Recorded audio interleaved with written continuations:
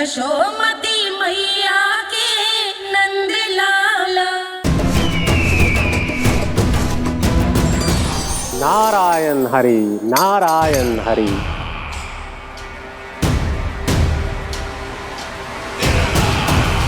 प्रणाम देवर्षि। किस योजना में कितना लाभ है और कितनी हानि, यह आंकलन करते करते थक गए होंगे मथुरा नरेश। देवर्षि, आज मेरा ध्यान कैसे आ गया आपको? आप तो सदैव ही मेरे ध्यान में रहते हैं महाराज कंस। सत्य तो यह है कि मथुरा में जो भी हो रहा है मुझसे छिपा हुआ नहीं है। मैं जानता हूं कि आप किसी भी असुर को वृंदावन क्यों ना भेजें, और वो असुर कितना भी शक्तिशाली क्यों ना हो, कृष्ण का सामना नहीं कर पाता। या तो पराजय स्वीकार करके आपके पास लौट आता है, या तो फिर वीर गति को प्राप्त हो जाता है।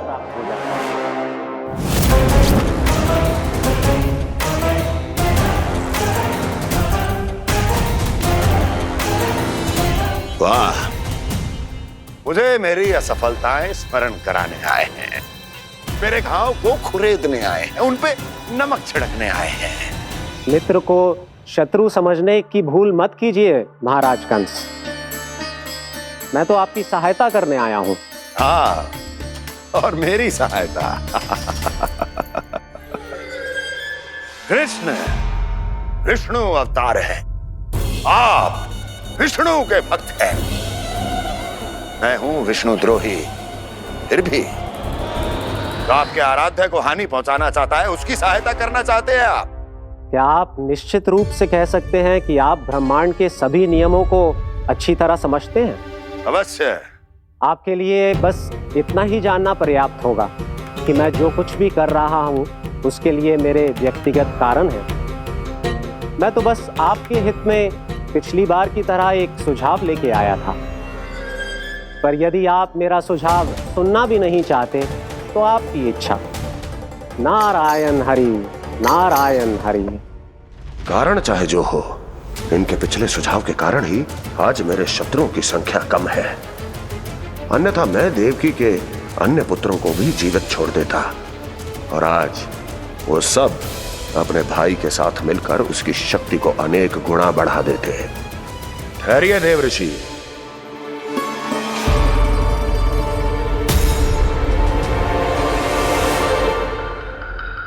बताइए, क्या सुझाव है आपके पास?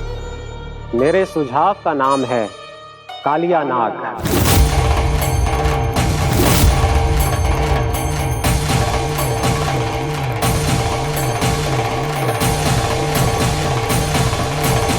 उसके विषय में मैं जानता हूं देवर्षि। तो समस्या ये है कि मैं स्वयं उससे मिलने नहीं जा सकता, उससे भेंट नहीं कर सकता। उस कृष्ण की हत्या के लिए उसको वृंदावन जाने के लिए तैयार नहीं कर सकता। तो मत जाइए उसके सामने, और ना उसे भेजिए कृष्ण के सामने। हर बार आप किसी न किसी असुर को अपने शत्रु के क्षेत्र में भेजते हैं, जहां शत्रु उसका सामना करने के लिए पूरी तरह से तैयार होता है और आपका असुर मारा जाता है। इस बार शत्रु को युद्ध स्थल चुनने का अवसर मत दीजिए महाराज। इस बार योजना का जाल ऐसे बुनिए कि कृष्ण स्वयं उसके पास जाने के लिए विवश हो जाए। कालिया नाग स्वयं काल है, मृत्यु का दूसरा नाम है। उसके विष का उपयोग अपने लाभ के लिए कीजिए महाराज। वैसे कालिया के विष की अधिकता का अनुमान तो होगा ही आपको।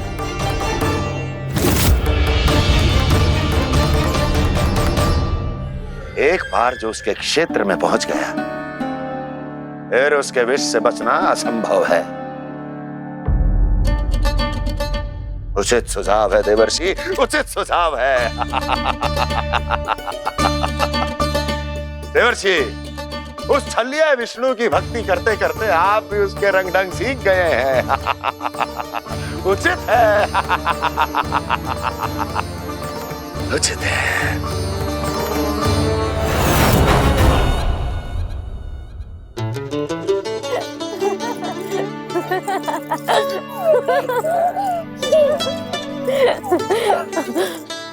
बस बस, बहुत आनंद ले लियो लल्ला।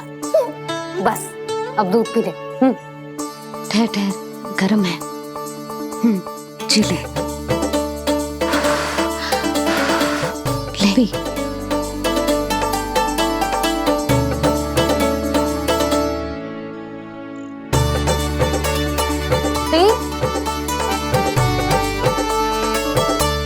मैं ना होती तो ना जाने क्या हो तो तेरा। अपने आप दूध भी ना पी सकते है, भावला कहीं का। आपकी इस प्रेम के लिए तो मैं धरती पे आया हूँ मैया। मैं भी यही सोच रहा हूँ यशोदा कि तुम ना होती तो मेरा क्या होता। इसी बात पे थोड़ा दूध और कजू खाने को दे दो। अरे मैं तो भूल ही गई। तनिक ठहर जाओ जी दूध पी लेना तो आपके लिए भी कछु ले आती।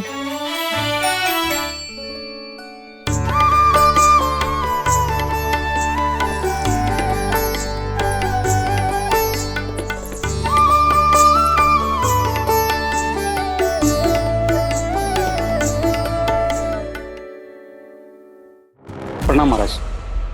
आपकी आज्ञा के अनुसार बिल्कुल वैसा ही पत्र तैयार किया है जैसा आप चाहते थे।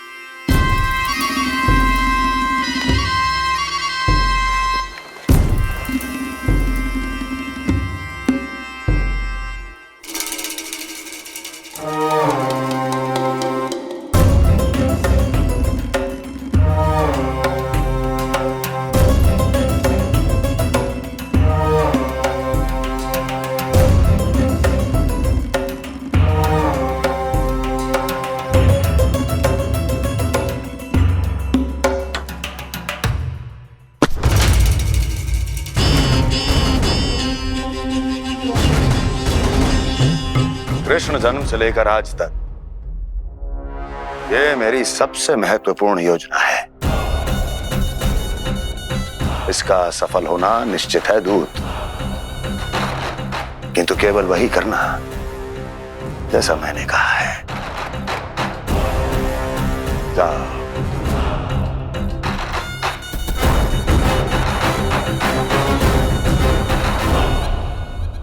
कान्हा,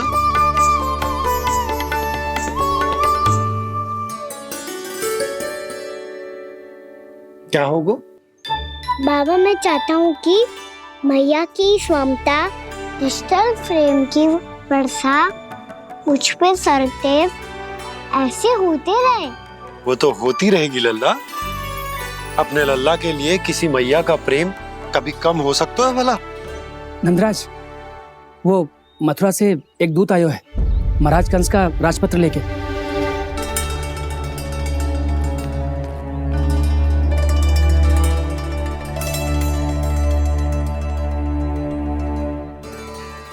कान्हा अब क्या करने वाला है? तेरे बाबा कहाँ गए? हाँ? कंस मामा का खेल आरंभ हो गया है, पर मैया वो सब सुनेगी तो व्यर्थी चिंतित हो जाएगी। बस थोड़ा बाहर गया मैया, कछु खा रही से। बाहर इस समय? मैया क्या होगा? मैया देखो ना, पीठ पे कछु हो रहा है। मेरा हाथ ना पकड़ो, आप करो ना। दिखा यहाँ। क्षमा करना मैया, पर अभी बाबा को ही संभालने दो ये सब। कहिए, क्या संदेश लाए हैं आप? नहीं नंदराज नहीं। महाराज कंस का आदेश है कि ये संदेश सभी गांव वालों के साथ ही पढ़ा जाए। ठीक है, मैं गांव वालों के सामने पढ़ दूंगा, पर मुझे तो दीजिए पढ़ने के लिए। महाराज की आज्ञा का पालन करना आपके लिए भी आवश्यक है नंदराज। सभी गांव वासियों की सभा बुलाइए। बंसी, सभी गांव वालों की सभा बुलाओ। राजपत्र में ऐसा क्या संदेश भेजो है कंस ने? अब मेरे पत्र को पढ़कर सब भौचक्के रह जाएंगे।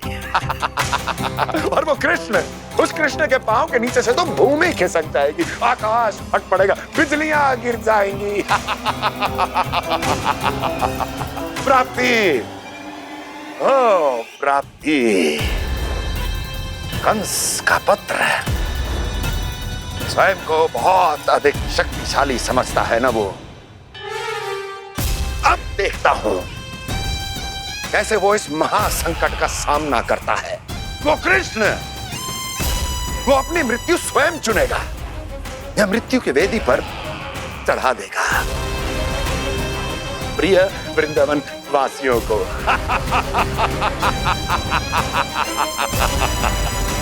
अब आएगा आनंद प्राप्ति, अब आएगा आनंद।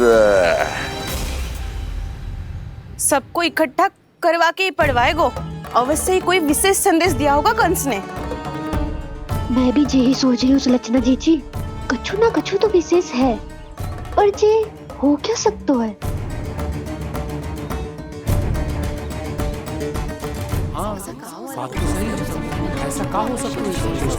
सभी गांव वासियों के सामने कहा जाए, कछु तो विशेष अवश्य लग रहे हैं। बाहर तक कोलाहल क्यों हो रहा है? मैया, मैया, अब क्या होगा? मैया देखो ना, सर पे कछु हो रहा है। लल्ला, नारायण ने तुझे हाथ दिए हैं ना? पीठ की बात अन्य थी। अपने सिर की सेवा स्वयं कर। सर पे तो हाथ पहुंच रहा है ना?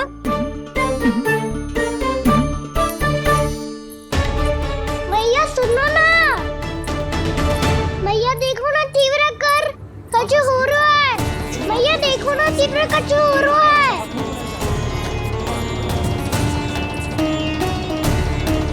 सब लोग आ चुके हैं, अपना संदेश सुनाइए आप। गोपराज नंद और सभी वृंदावन वासियों को सूचित किया जाता है कि मथुरा अधिपति और आप सभी के महाराज कंस ने कल सुबह भव्य पूजा का आयोजन किया है। इसके लिए राज्य को वृंदावन के क्षेत्र के निकट यमुना नदी के मध्य में खिलने वाले 1 कोटि कमल के पुष्पों की आवश्यकता है। इसीलिए आप सभी को यह आदेश दिया जाता है कि ये सभी कमल के पुष्प प्रथम पहर से पहले राजसभा में पहुंचा दिए जाए।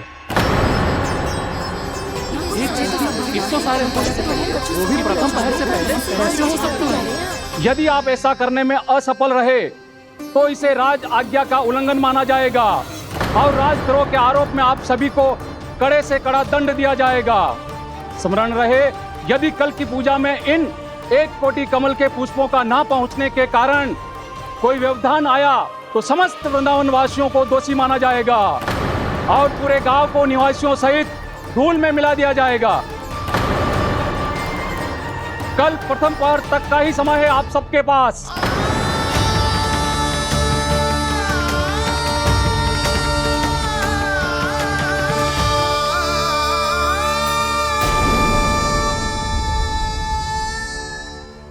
कमल पुष्प, वो भी कल प्रथम प्रहर में? ऐसे कैसे संभव है? और कोई साधारण पुष्प ना, यमुना नदी के मध्य खिलने वाले विशेष कमल के फूल चाहिए उन्हें। लेकिन यमुना नदी में तो कालिया नाग ने विष घोल के रखा है, तो फिर कैसे हो पाएगा? यह संभव है। हमारी मृत्यु का संदेश भेजा है राजा कंस ने। सदैव की भांति इस समस्या पर भी गांव के बड़े ही विचार करेंगे। बालकों का यहाँ होना उचित ना है।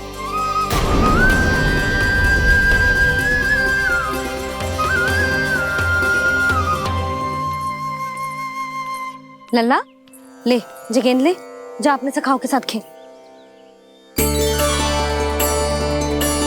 सुबह उज्जवल, मधुमंगल वसंता, देखो मैया ने क्या दिया है। चलो खेले, बहुत आनंद आएगा आज।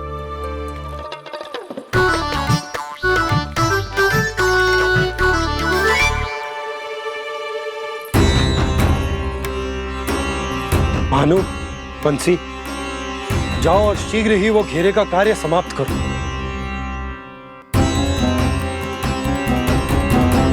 पर कछु ना कछु तो करना पड़ेगा ना। पर हम कर ही क्या सकते हैं? पुष्प लाने को और कोई उपाय है भी तो ना। मैं चला जाऊंगा जमुना जी में। वैसे भी मेरे जीवन के कितने दिन शेष बचे हैं। गांव के लिए, समाज के लिए कुछ करके मरूं, तभी तो शांति मिलेगी। ना काका, यदि आप उस विषैले जल में छलांग लगा भी दोगे, किंतु 1 कोटि कमल पुष्प एकत्रित कर पाना आपके लिए संभव ना है। इससे अच्छा है कि मैं चला जाऊं। यदि मैं मर भी गया तो मेरे पीछे रोने वाला कोई ना है। किसी को कहीं जाने की आवश्यकता ना है। गोप नरेश होने के नाते ये मेरा कर्तव्य है कि मैं आप सबकी रक्षा करूं। नंदराज, आपको जाना है तो जाओ। हरिया, काका, भैया सब चले जाओ। लेकिन आपको पता है वहाँ का जल कितना विषैला है। आप लोग एक क्षण भी जीवित नहीं रह पाओगे। फिर कैसे इकट्ठा करेंगे 1 कोटि कमल पुष्प? आप बात तो सही कह रही हैं शांति। उस दुष्ट कंस ने ऐसी मांग रख के हम सबको फंसा दी। हम में से कोई भी क्यों ना चला जाए और इस संकट का समाधान ना निकले को। कान्हा, बताना कौन सा खेल खेलें? गेंद पकड़ खेलते हैं। पर एक बात सुन लो सब, कोई भी तीव्र गति से ना फेंकेगा गेंद को। भैया ने फ्रेम बनाई है मेरे लिए। सब तैयार हो?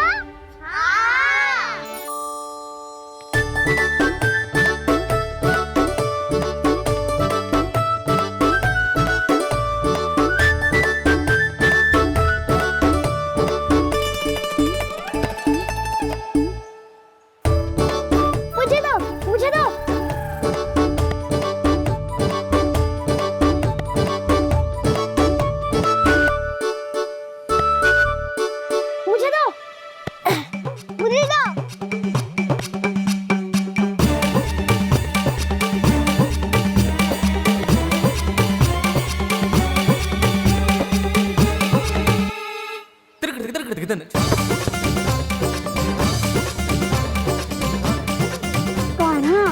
इतनी धीरे से फेंकेगो तो कैसे आनंद आएगो? थोड़ा बल लगा के फेंक। हाँ कान्हा, हम अभी बड़े हो गए हैं, तू अब भी छोटे बालकों की तरह फेंक रहा है।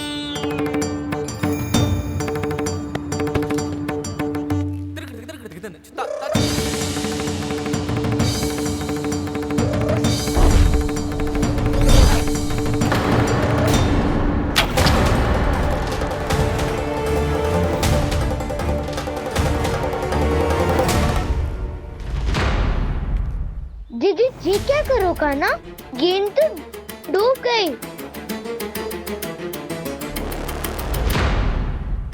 अच्छा, तो ये सब इसकी योजना का भाग था ताकि ये कालिया का सामना कर पाए। तुम सबने तो कही थी तीव्र गति से फेंको।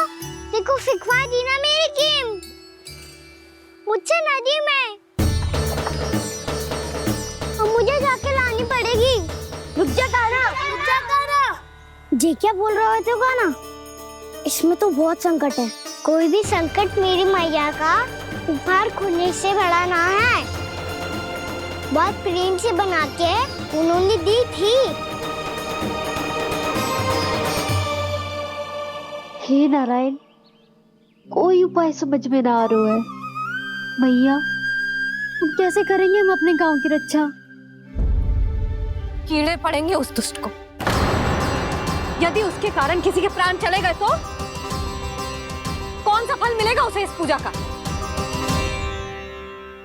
तुम सही कह रही हो यशोदा। हमारे पास कोई और दूसरा विकल्प भी तो ना है। यदि हमने मथुरा की राज आज्ञा का पालन ना किया तो इसका दुष्परिणाम पूरे गांव को भुगतना पड़ेगा।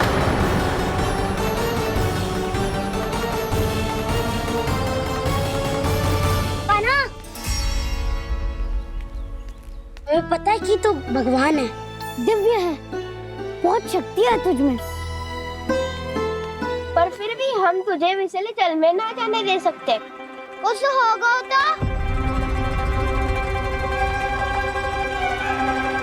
तुम सब इतनी हट कर रहे हो तो ठीक है, ना जाऊंगा।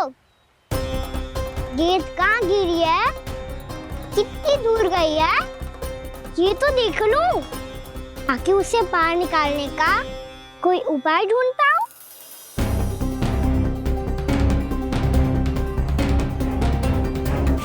हाँ।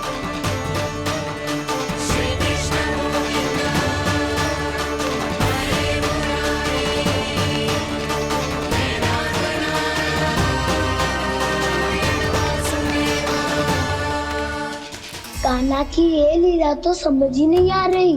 पहले इसने देवश्री नारद को मथुरा जाकर कंस को भड़काने के लिए कहा, फिर स्वयं ही दुखी भी हो गया कि अब इसका रहस्य सबके सामने खुल जाएगा।